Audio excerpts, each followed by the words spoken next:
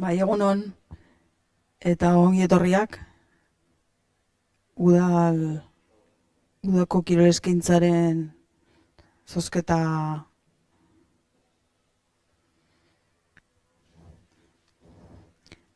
Bai,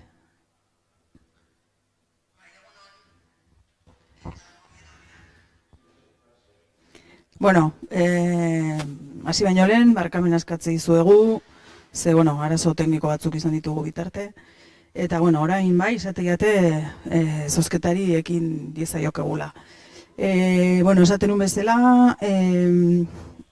ohar pare bat, garrantzitsuak, asteko goizean kirolean jardueran, hau da, kirol udalekutan, ez da zozketarik izango, ze, bueno, izena eman duten aurren kopurua kontutan hartuta, ez dago leku arazorik. Hau da, aur guztiak lekua izango dute, eta beraz, ez da zozketarik egongo.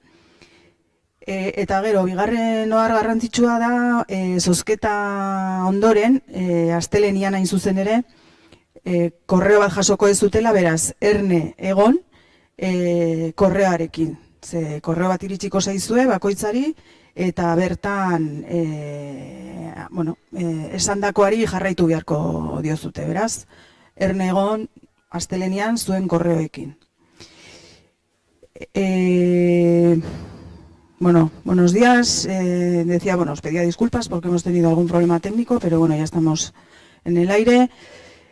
Explicaba que dos cosas importantes antes de iniciar el sorteo. La primera es que la actividad de Goizean Kirolean, bueno, con el número de niños y niñas que se han inscrito, no hay problema de plazas, por lo cual todos los niños y niñas van a tener tienen su plaza asegurada.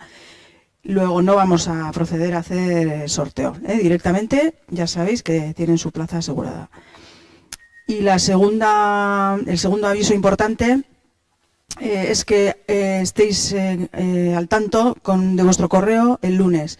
El lunes mismo os llegará un correo donde se os indicará bueno, los pasos que tenéis que seguir, si os ha tocado plaza, si no, en cada caso lo que tenéis que hacer. Entonces, estar atentos el lunes al correo y seguir las indicaciones, por favor. Eta, bueno, besterik gabe, zozketa prozesua harin azalduko dut. Dakizueten bezala, softwareak ateratzen du zenbaki bat, eta horren urrenkerak markatzen du lekuen banaketa.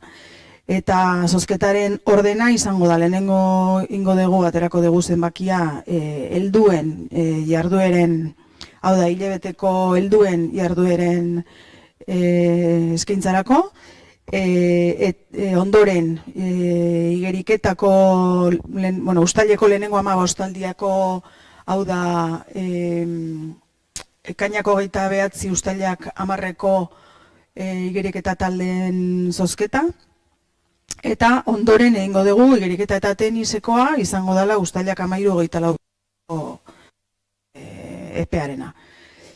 Decía que el proceso del sorteo, como siempre, es que aleatoriamente un número, a partir en orden bueno, pues se reparten las plazas. El orden de los sorteos que vamos a hacer, bueno, en total vamos a extraer 3 números. Primero corresponderá al de las actividades para adultos, mensuales para adultos. Después pasaremos a las de niños y niñas de la primera quincena de natación, primera quincena que va del 29 de junio al 10 de julio. Y para terminar, se extraerá el número que repartirá las plazas para la segunda quincena, que es entre el 13 y 24 de julio, que son las actividades de natación y de tenis. Eta, bueno, besterik gabe, vale, el primer correspondería a la actividad de adultos. Helduen lekuen banaketarako.